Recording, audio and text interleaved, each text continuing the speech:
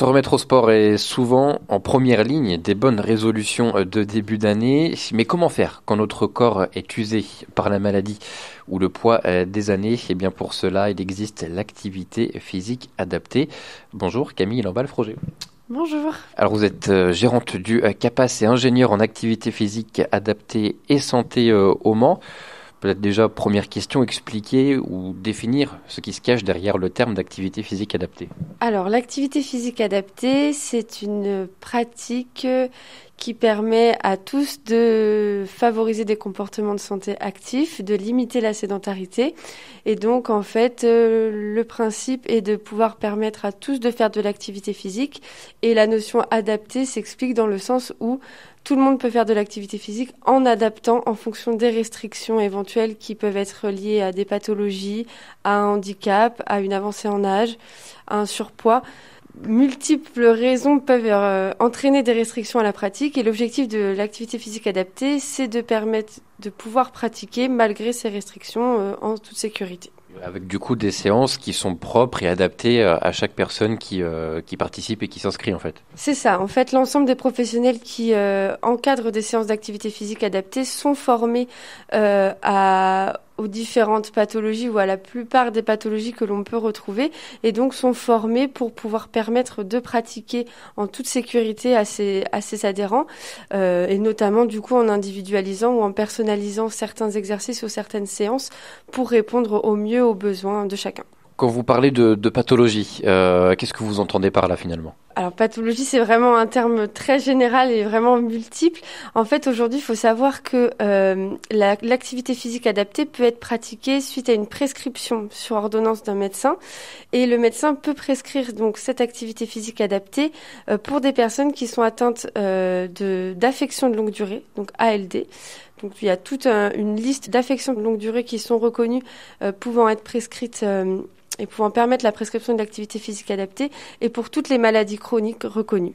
Voilà, un médecin peut prescrire cette activité physique adaptée. Ça se fait beaucoup notamment dans le traitement du cancer, en tout cas de plus en plus. Alors c'est vrai qu'il y a des pathologies pour lesquelles les bienfaits de l'activité physique adaptée sont reconnus et pour lesquelles il y a eu vraiment de multiples études qui permettent aujourd'hui de mettre en avant ces bienfaits de l'activité physique adaptée.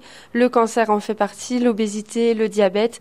Voilà, c'est vraiment des pathologies sur lesquelles les études sont avancées et tant mieux, mais il y a aussi de nombreuses pathologies sur lesquelles les études sont moins avancées, mais pour lesquelles l'activité physique adaptée est bénéfique.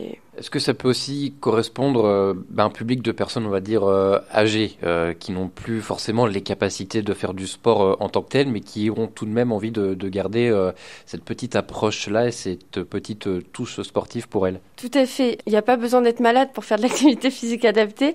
L'avancée en âge et le vieillissement sont des facteurs qui nécessitent une adaptation à la pratique. Et donc, on peut effectivement, et on recommande de faire de l'activité physique adaptée pour ces personnes qui ont une avancée en âge et qui, de par cette avancée en âge, peuvent avoir des douleurs qui se réveillent ou qui s'installent, des difficultés, des appréhensions aussi quant à la reprise d'une activité physique. Et donc, en ce sens, l'activité physique adaptée peut tout à fait permettre à ces personnes de pratiquer. Du coup, quels sont les bienfaits de l'activité physique adaptée? Alors, ils sont multiples. On a multiples bienfaits. Ça peut être des bienfaits sur le plan physique, moteurs qui sont donc visibles. Ça peut permettre d'améliorer son équilibre, d'améliorer sa souplesse, de favoriser un gain en termes de force musculaire ou en tout cas de limiter la diminution de la force musculaire. On peut avoir un gain en termes de capacité cardio-respiratoire. Donc ça, c'est tout le volet un petit peu physique. Et puis après, on peut avoir... C'est aussi prouvé que l'activité physique adaptée a des bienfaits sur le moral, sur le lien social, puisque en général ces activités physiques adaptées sont encadrées et sont réalisées en petits groupes, donc ce qui permet aussi d'augmenter et de favoriser ces liens sociaux qui peuvent être limités que ce soit par une pathologie ou par une avancée en âge. Donc voilà, les bienfaits sont multiples, ils peuvent être sociaux, physiques, de l'ordre du psychologique, voilà. Vecteur de réduction de stress aussi un peu parfois? Tout à fait, il y a beaucoup de personnes, un certain nombre de personnes qui viennent ici peuvent présenter un stress, qu'il soit chronique ou qu'il soit présent juste sur le moment parce qu'une remise en mouvement. Et il est prouvé que que ça diminue le stress. Il n'y a rien de mieux qu'une séance d'activité physique après le travail pour limiter le stress qui a été engendré dans la journée. Quel genre d'activité, quel genre de sport vous pouvez pratiquer ici, notamment au CAPAS? Alors du coup, nous au CAPAS, on a une structure donc sur le Mans qui est composée de différents appareils cardio-respiratoires. Donc on a des machines, tapis, rameurs, vélos d'appartement. On a aussi tout le nécessaire pour faire du renforcement musculaire, que ce soit élastique, haltère, ou tout le nécessaire pour travailler l'équilibre ou la mobilité et la souplesse.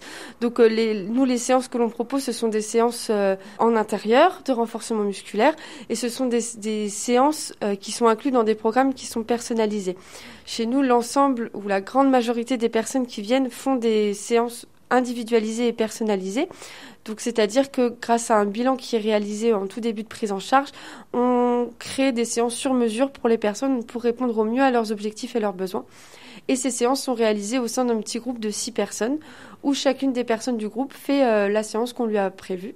Évidemment, l'ensemble des séances est encadré par un professionnel durant toute la durée de la séance. Du coup, puisqu'on parlait de pathologie et de sport santé, de plus en plus de médecins prescrivent finalement des ordonnances d'activité sportive, de prestations de sport en fait, pour soigner leurs patients, ce qui ne se faisait pas encore trop, il y a encore quelques années finalement. Oui, tout à fait. Le sport sur ordonnance existe maintenant depuis 2016, décembre 2016, et donc la prescription est possible depuis mars 2017, donc c'est relativement récent.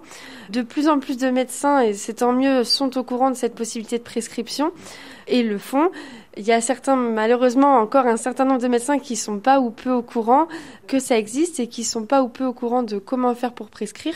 Après, heureusement, il y a un réseau qui est en train qui se construit, qui se met en place, un réseau de maisons sport santé qui ont aussi pour rôle de pouvoir informer les médecins de cette possibilité de prescription. Et dans les Pays de la Loire, notamment, il y a un réseau régional qu'on appelle On y va, qui est missionné de développer ce sport sur ordonnance sur le territoire et qui propose à ces médecins généralistes ou spécialistes 1 heure de formation, ou plutôt information, de savoir comment prescrire pour qui, et voilà. Donc ça se développe, et tant mieux. Ça se développe chez les médecins, mais après, libre aux patients, évidemment, de choisir s'ils ont envie de s'y mettre ou pas finalement. Ah, bien évidemment, comme toute ordonnance, le médecin il prescrit, mais après c'est aux patients de faire le pas de nous appeler pour se renseigner ou de se renseigner sur tout ce qui peut être présent sur leur territoire. Et voilà, comme toute ordonnance, il n'y a aucune obligation. Le médecin ne fait que inciter à la pratique quand il sent que c'est nécessaire. Pour conclure, Camille Lamballe-Froger, qu'est-ce que là vous auriez envie de dire à celles et ceux qui vous écoutent, qui n'osent pas forcément franchir le pas de se lancer dans une activité physique adaptée? Qu'est-ce que vous pourriez leur dire dans ce début d'année pour oser se lancer et franchir vos portes ou celles d'autres centres qui peuvent proposer ce genre d'activité? Alors, je ne peux que inciter au mouvement et à l'activité physique adaptée, encadrée. Il faut savoir que quelles que soient les appréhensions qui sont complètement légitimes sur le mouvement, que ce soit des appréhensions parce qu'on a des douleurs, des appréhensions parce qu'on n'a jamais fait d'activité physique, des appréhensions parce que on ne sort plus de chez soi, ou enfin voilà. Nous, on essaye de faire en sorte au CAPAS que l'ensemble de ces freins et de ces appréhensions soient levés. Dans tous les cas, vous ne serez que mieux en faisant un petit peu d'activité physique adaptée. Le fait de rester sédentaire, de pas ou peu bouger, ne fera que empirer les douleurs, les restrictions, le mal-être éventuel. Donc voilà, nous on a des profils qui vont de 3 ans à 85 ou 86 ans, toute génération, toute pathologie, tout handicap, parce qu'on a aussi un certain nombre de personnes en situation de handicap. Et notre objectif, c'est que tout le monde puisse venir pratiquer, puisque ça ne sera que bénéfique pour la santé, dès lors que c'est adapté. Merci beaucoup Camille Lamballe-Froger. Je rappelle que vous êtes gérante du CAPAS au Mans et donc ingénieure en activité physique adaptée et santé. Merci beaucoup. Merci beaucoup à vous.